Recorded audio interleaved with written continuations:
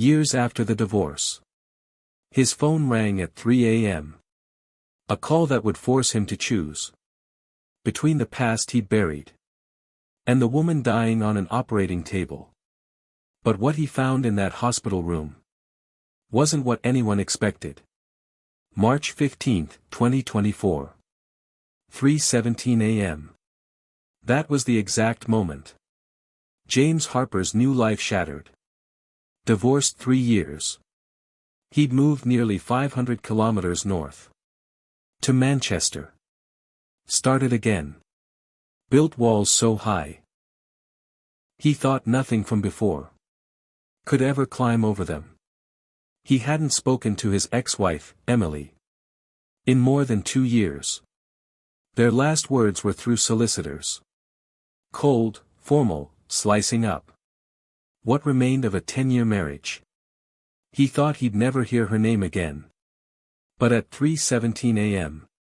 his phone lit up the dark bedroom. Unknown number. London area code. Every instinct screamed, "Don't answer." But his hand moved anyway. Is this James Harper? James Harper, who was married to Emily Carter. A woman's voice, professional, but edged with panic. This is Sister Patel from St. Mary's Hospital Trauma Unit. Emily Carter was in a horrific car crash 2 hours ago. She's in emergency surgery right now, fighting for her life. And you might be the only person who can save her. The room tilted. Emily. The woman he'd married under blossom trees. In a tiny garden registry office. The woman he'd divorced. When forever turned into endless rows. And heavy silence. Why are you calling me? We've been divorced 3 years. She lost one kidney in the crash. The other is failing fast. She needs a transplant within 12 hours. Or she won't make it. You're O positive. You might be a match. You might be her last hope. I need to know if you're willing to come in for emergency testing. Every minute matters. Before I tell you what James said next, hit subscribe. Because this story goes places you won't believe.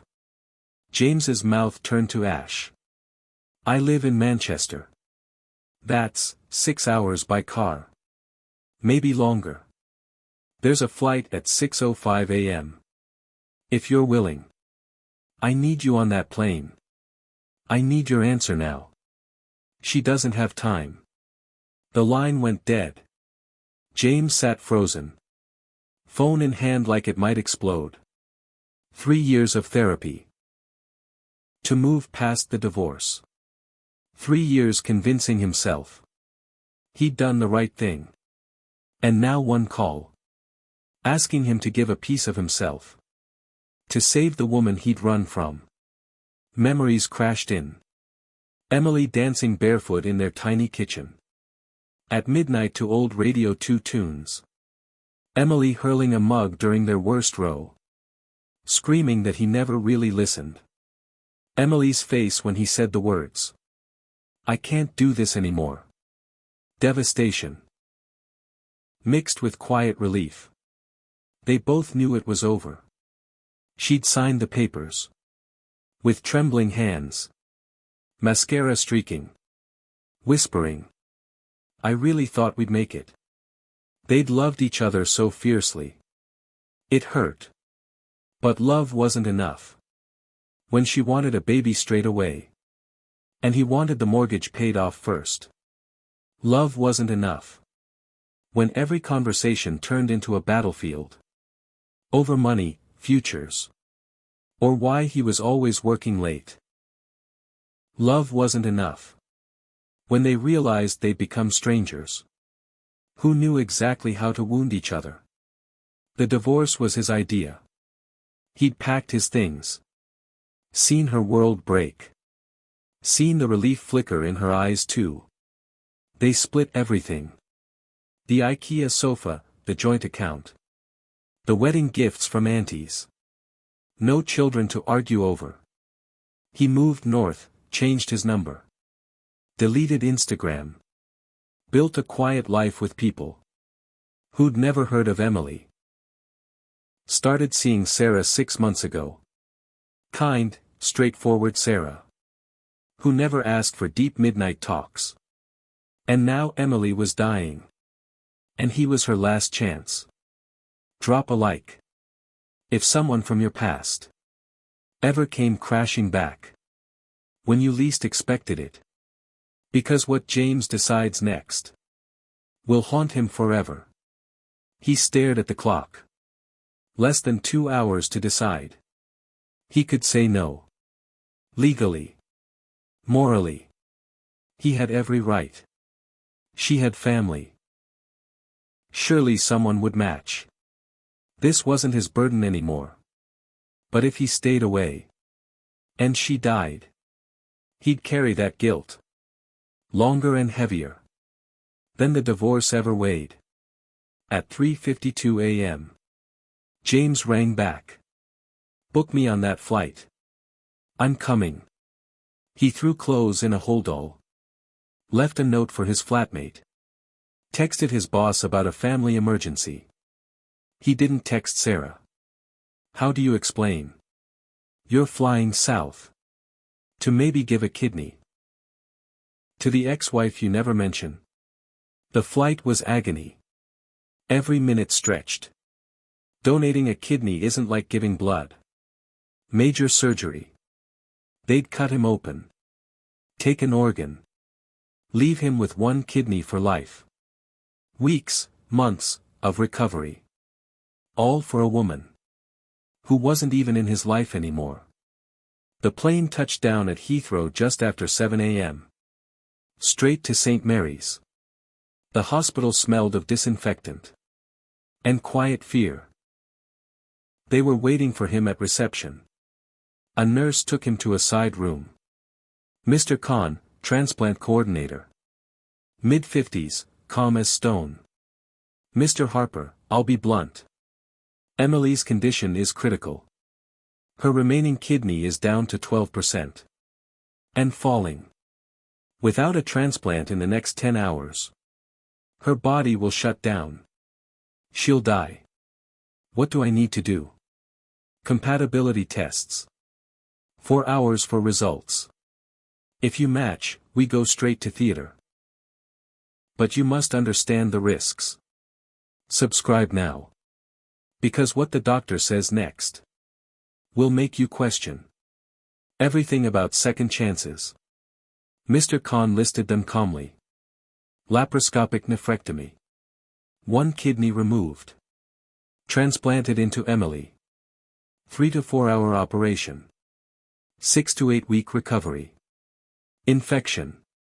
Bleeding. Clots. Damage to the remaining kidney. Reaction to anesthetic. Very small, but real, risk of death. You'll live with 1 kidney forever. Regular checks. Lifestyle changes. Higher risk if that one ever fails. The fact you were once married creates no legal duty. If you have any doubt, walk away. James cut in. Run the tests. Blood drawn. Endless health questions. Then waiting. At 11:23 a.m. Heavy footsteps. James looked up.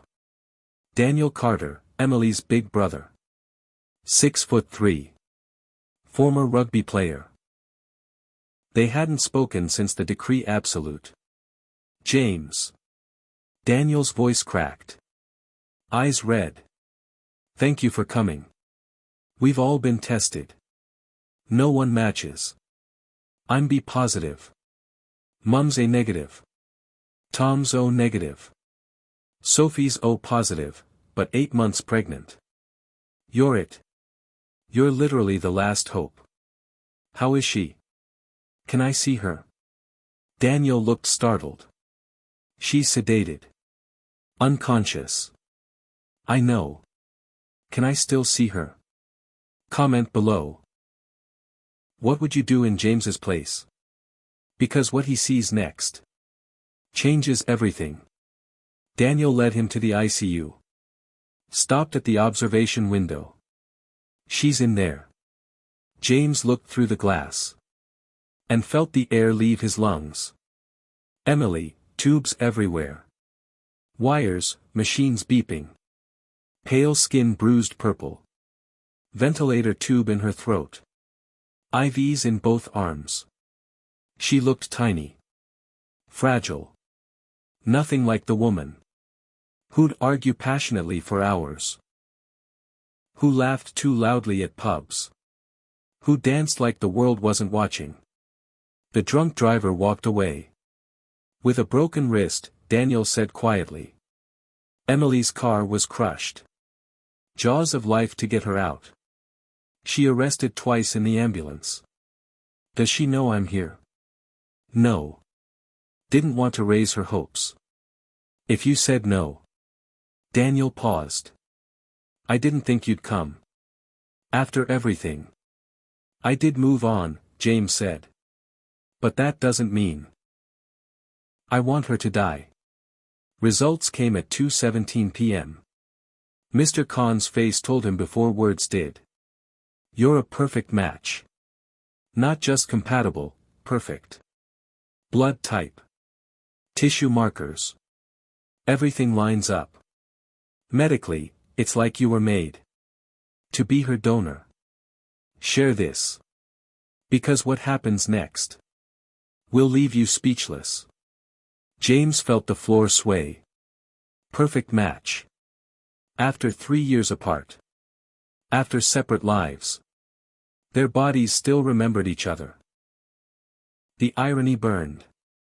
If I do this, will she live? If it goes well, yes. Excellent chance of full recovery. But you'll live with one kidney. Permanently. If anything happens to it later. You could need a transplant yourself. And if I don't? 8 hours. Then her organs fail. After that, too late. 8 hours. That was all Emily had left. He remembered the last time he'd seen her. 2 years ago, awkward coffee in Euston Station. 3 minutes of small talk. He'd felt, relieved it didn't hurt anymore. But now, faced with her death. He realized he'd never stopped caring. He'd just got better at lying to himself. Prep me for surgery. They moved quickly. Hospital gown. 4. Pre-op meds. His phone buzzed, Sarah, his boss, his flatmate. He ignored them all. Emily's mum appeared, crying. Mrs. Carter, who'd never liked him much. Who'd seemed almost glad at the divorce. James. I don't know what to say. She'd do the same for me, he said quietly. Mrs. Carter whispered. I was wrong about you. I thought you were selfish. This is the most selfless thing anyone's ever done for our family. Just look after her. When she wakes. Tell her I hope she has a good life. At 4:32 p.m. They wheeled him to theater. Bright lights. Efficient team. The anesthetist leaned in. Count backwards from 10. James reached 6. Then black. He woke in pain. Clock said 11:54 p.m. 7 hours gone. A nurse appeared. Pain level. Did it work? Is she okay? The nurse smiled gently. Surgery was successful. Her body accepted the kidney straight away. Vitals are stabilizing. She's going to make it. You saved her life. James closed his eyes.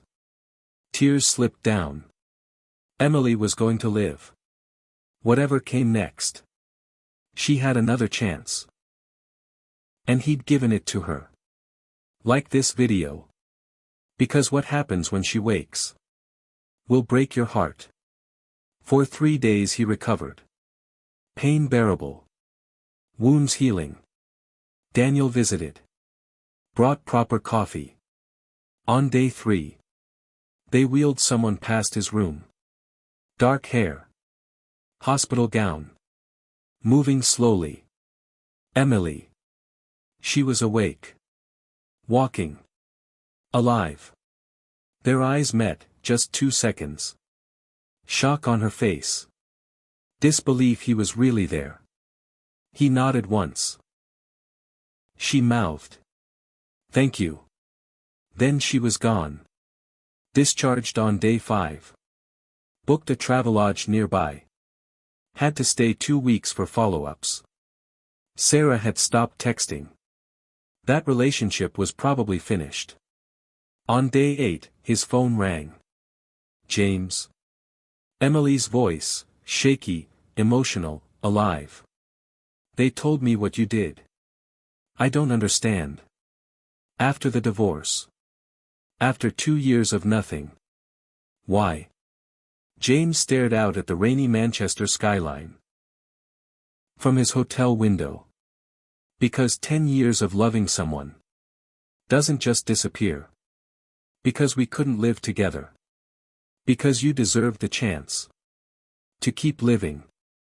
Even if I'm not in it. Because it was the right thing. Emily was crying.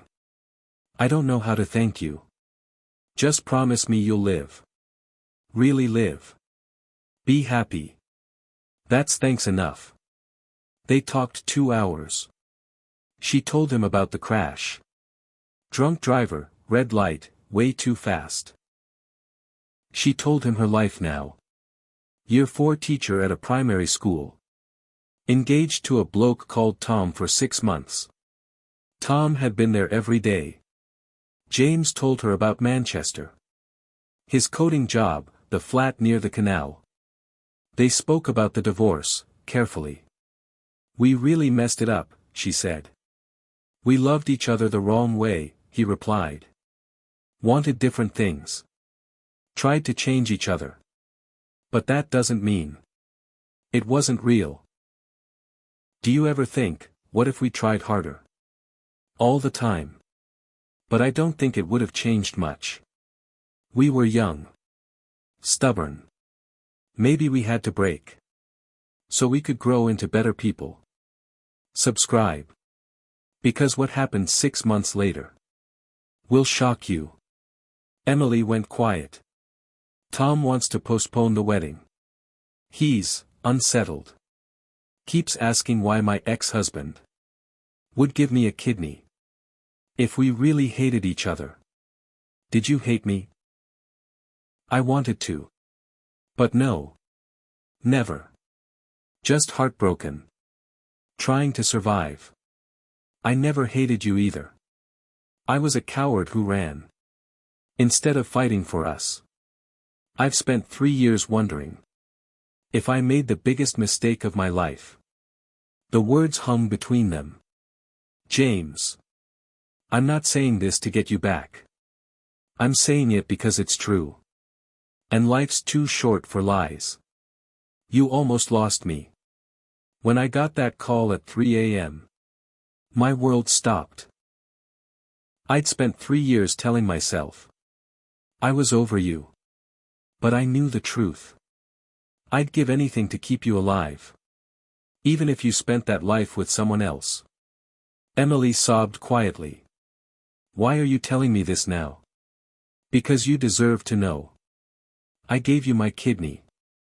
But you've had my heart for 10 years. And I'm never getting it back. And that's okay. They didn't speak for 3 weeks. James flew home to Manchester. Back to work. Sarah left a note. I hope you find what you're looking for. His boss was kind. Friends asked questions he couldn't answer. 6 weeks later, an envelope arrived. Emily and Tom's wedding invitation. Handwritten note inside. You gave me my life back. I'd be honored if you'd come celebrate it. Please. I need to see you one more time. Emily. James stared at it for 3 days. Going would be torture. Watching her promise forever to another man. Knowing a piece of him kept her breathing. But not going felt like abandoning her again. The wedding was October 12th. A beautiful vineyard in the Cotswolds. James flew down the day before. Ceremony at 4 p.m. outdoors. Golden autumn light. He sat at the back, best suit. Feeling like he didn't belong. Music started. Guests stood. Emily appeared. Stunning. White dress. Loose curls. Sunflowers in her hands. But something was wrong. She wasn't looking at Tom. She was scanning the rows, searching. Their eyes locked. Emily froze mid-step. Music carried on. Tom looked confused. Her dad whispered. She shook her head. Then Emily did the unthinkable. She handed her bouquet to her dad. Stepped out of the procession. And walked straight down the aisle. Toward the back. Toward James. Share this now. Because what she says next changes everything. She walked past stunned guests. Past her crying mum. Past confused bridesmaids. Straight to him. Emily, what are you doing? James whispered. I can't marry him, she said, loud enough for people nearby to hear. I've been lying to myself for 6 months. I can't say vows to one man. While another man's heartbeat lives inside me, keeping me alive. You're in shock. I've never been clearer. When they told me what you did, I knew what we had wasn't finished. We didn't fail because we didn't love enough. We failed because we loved each other. The wrong way. We were kids playing at grown-up life. Tom walked over, angry. Emily, what the hell? I'm sorry, Tom. I thought I could move on. But I was using you. To fill a space only one person fits. She turned back to James. I don't know if we can make it work. But I know I have to try. Because wondering, what if, is worse than risking it all again. Emily, you're about to get married. No. I'm about to make a choice. Like you did at 6 a.m. You chose love over logic. Now I'm choosing you. I'm choosing the possibility. That second chances are real. 200 people watching. Tom devastated. Parents horrified. Bridesmaids filming on phones. And James stood there. With his ex-wife asking for another chance. Say something, she whispered. Tell me I'm not mad. James looked at her. The woman he'd fallen for 12 years ago. Who'd danced in their kitchen. Who'd thrown mugs and then made him tea to say sorry. Who'd signed divorce papers through tears. Who'd almost died.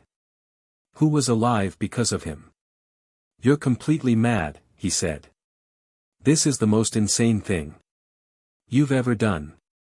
Emily laughed, through tears. Is that a yes? That's a we need to talk.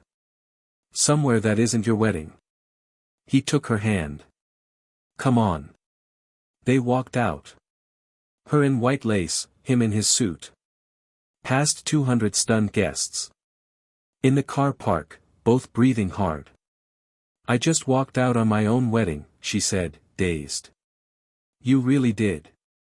Was that the stupidest thing I've ever done? James pulled her close. And kissed her. First time in 3 years. It felt like coming home.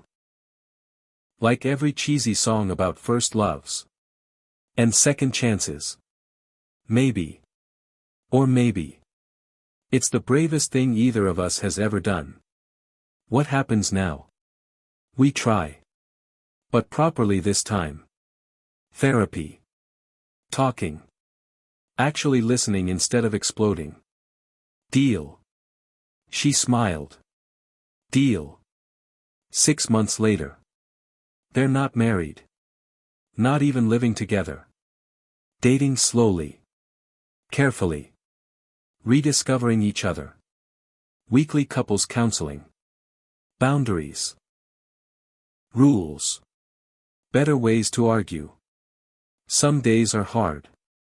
But every time James sees Emily alive. Because of one 3 a.m. decision. He knows it's worth it. That kidney is working perfectly. She's thriving. Sometimes at night they lie close. His hand on his scar.